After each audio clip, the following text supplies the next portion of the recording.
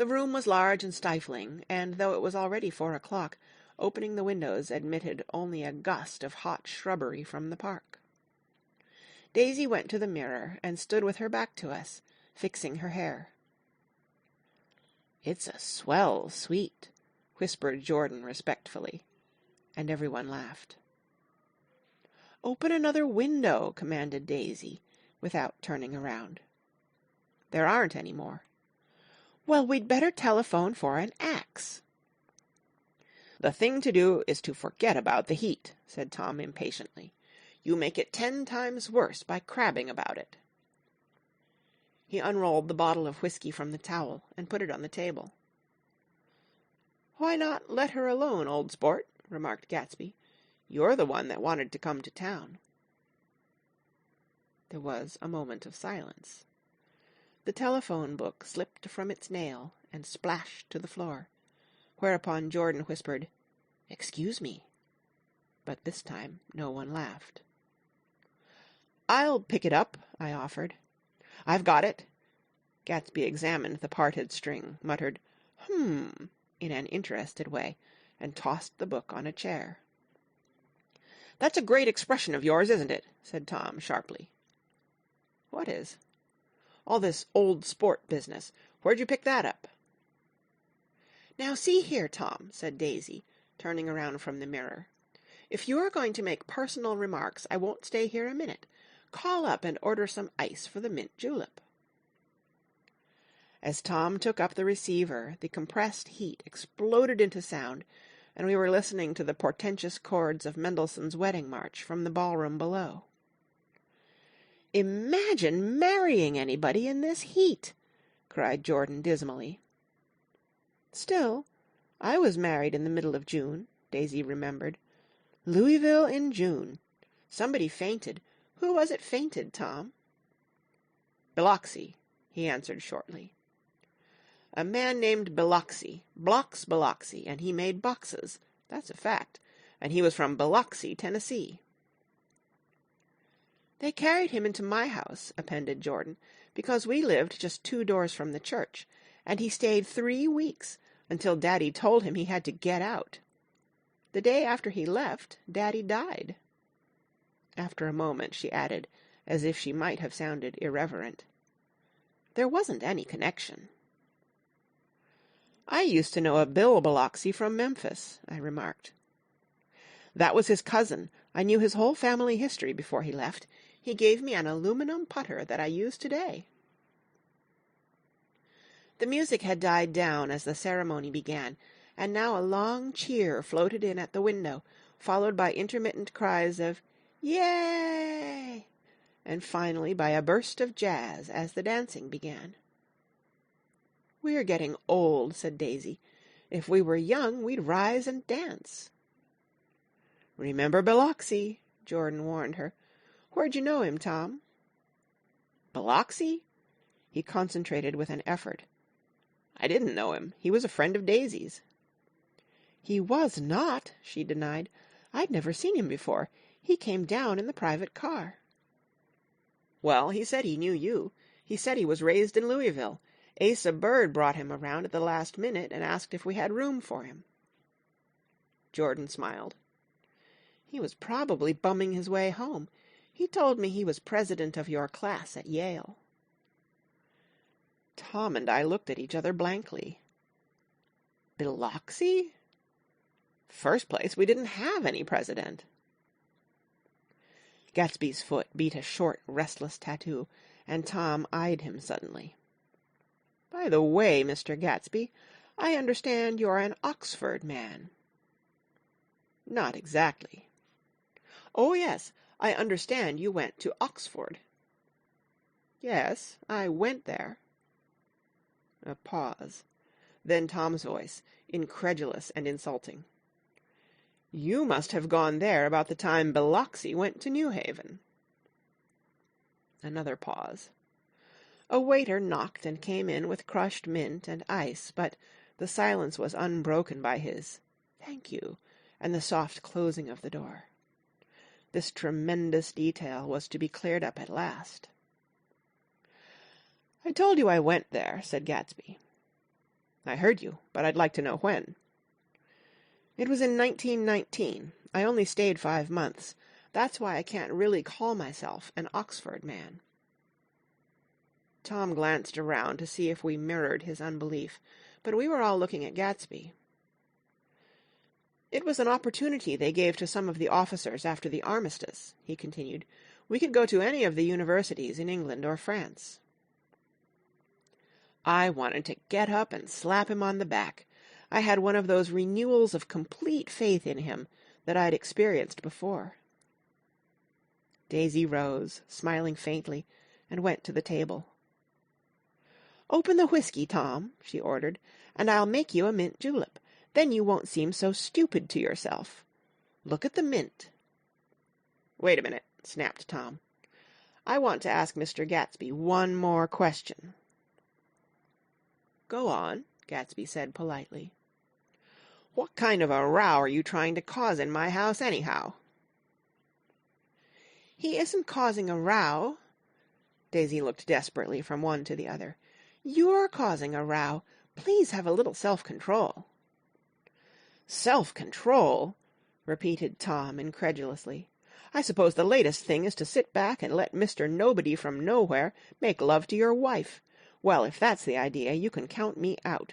Nowadays people begin by sneering at family life and family institutions, and next they'll throw everything overboard and have intermarriage between black and white."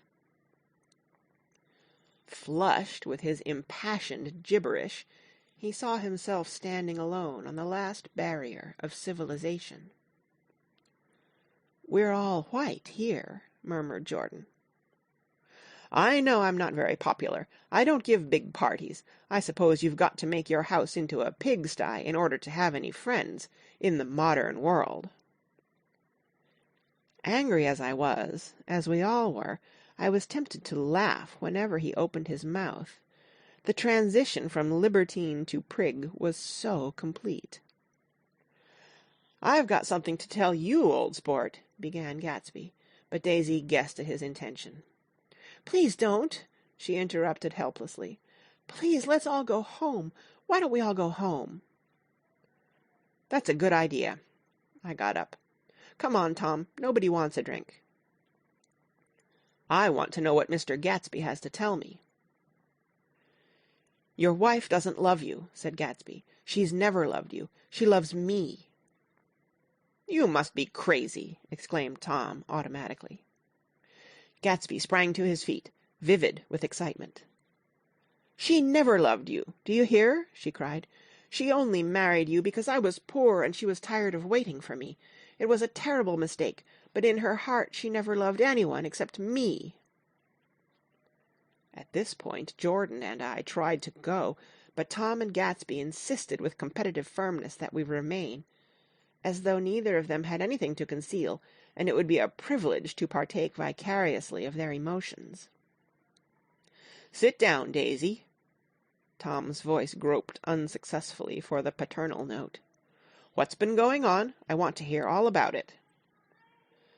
"I told you what's been going on," said Gatsby. "Going on for 5 years, and you didn't know." Tom turned to Daisy sharply. "You've been seeing this fellow for 5 years?" "Not seeing," said Gatsby. "No, we couldn't meet. But both of us loved each other all that time, old sport, and you didn't know.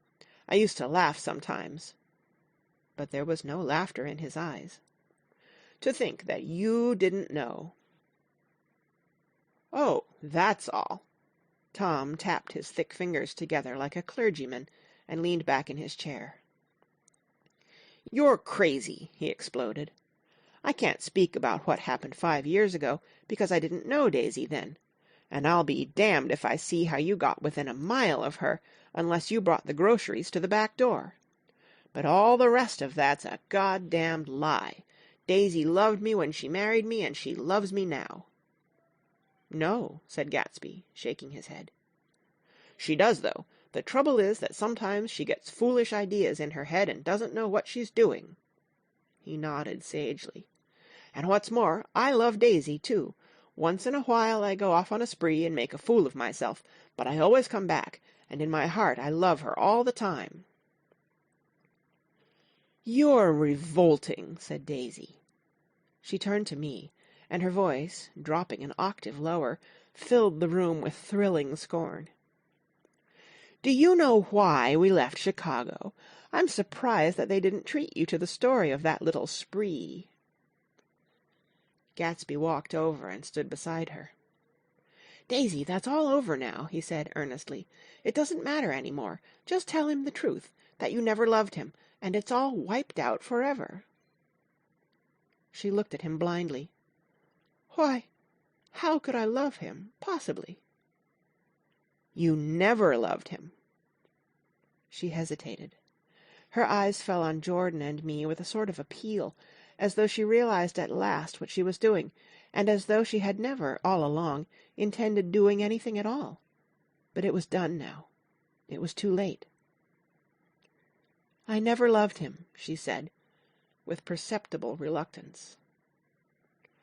"Not at Kapiolani?" demanded Tom suddenly. "No." From the ballroom beneath, muffled and suffocating chords were drifting up on hot waves of air. "Not that day I carried you down from the punch bowl to keep your shoes dry?" There was a husky tenderness in his tone. "Daisy?" "Please don't." Her voice was cold, but the rancor had gone from it. She looked at Gatsby. "There, Jay," she said, but her hand, as she tried to light a cigarette, was trembling.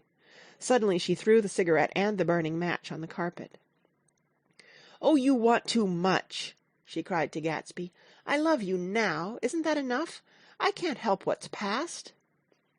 She began to sob helplessly. "I did love him once, but I loved you too." Gatsby's eyes opened and closed. "You loved me too?" he repeated. "Even that's a lie," said Tom savagely.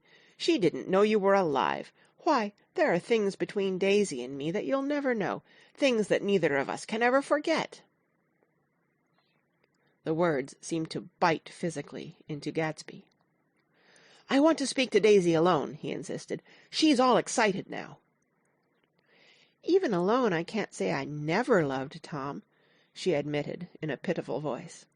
"It wouldn't be true." "Of course it wouldn't," agreed Tom.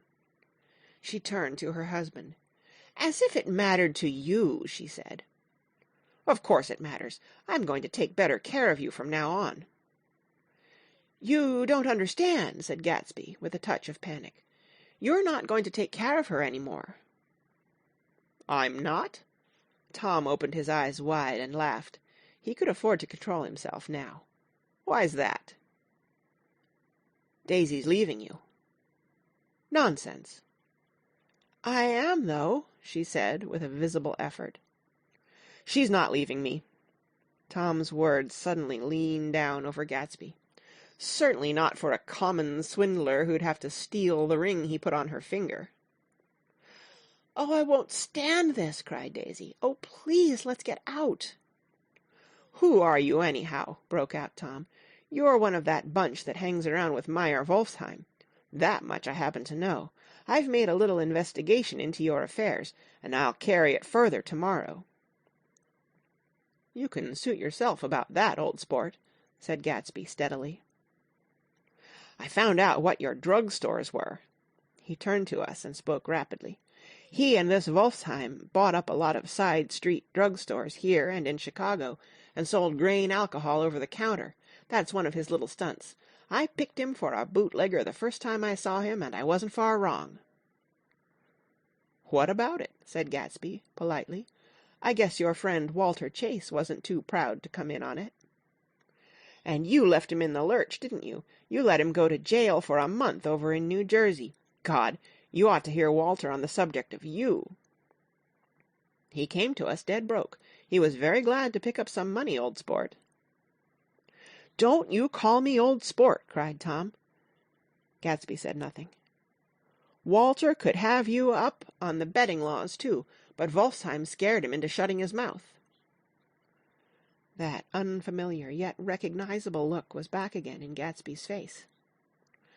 "That drugstore business was just small change," continued Tom slowly. But you've got something on now that Walter's afraid to tell me about." I glanced at Daisy, who was staring terrified between Gatsby and her husband, and at Jordan, who had begun to balance an invisible but absorbing object on the tip of her chin. Then I turned back to Gatsby, and was startled at his expression. He looked, and this is said in all contempt for the babbled slander of his garden, as if he had killed a man. For a moment the set of his face could be described in just that fantastic way. It passed, and he began to talk excitedly to Daisy, denying everything, defending his name against accusations that had not been made. But with every word she was drawing further and further into herself, so he gave that up, and only the dead dream fought on as the afternoon slipped away, trying to touch what was no longer tangible, struggling unhappily, undespairingly, toward that lost voice across the room.